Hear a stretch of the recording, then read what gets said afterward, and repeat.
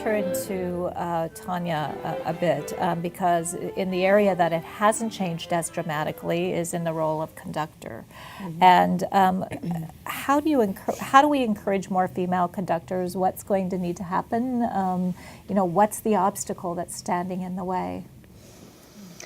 Well, it's difficult to say because there are so many factors that can be standing in the way. From my perspective, it feels like we are making progress. I do feel that we have these conductors. I mean, for instance, the LA Phil, to use an example, they have a principal guest conductor, they've had assistant conductors, they've got a real female presence that's so strong with Mirga and with Susanna Malky.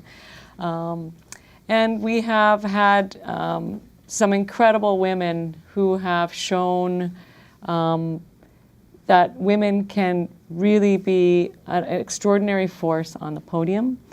But still, I'd say just going back to university, there's probably as many or more women entering the study of conducting as there are men.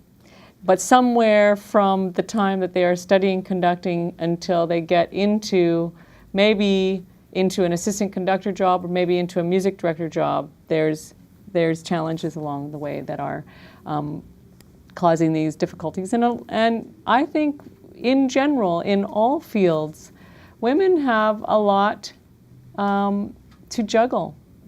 We have to think about this as an issue, in my mind, not just as what is it like to be a woman in music, but that music is actually kind of expressing our culture. And really, as a music director, we have to travel a lot. We have to be leaders with a lot of time commitment to an organization. And if we want to raise a family, if we want to balance a lot of aspects to life, it's a very big challenge.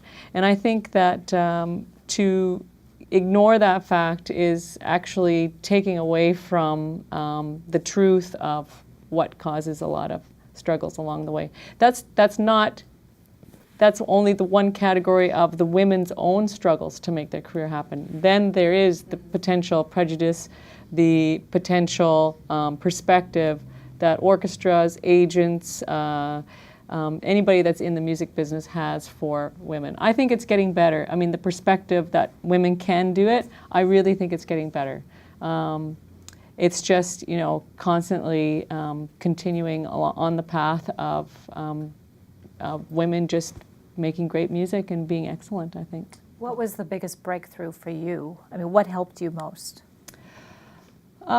Determination. I mean, sheer will and determination and work ethic, I think is imperative. Having the ability to find ways to create opportunity, because you have to, no matter whether you're male or female, find a way to make those first steps.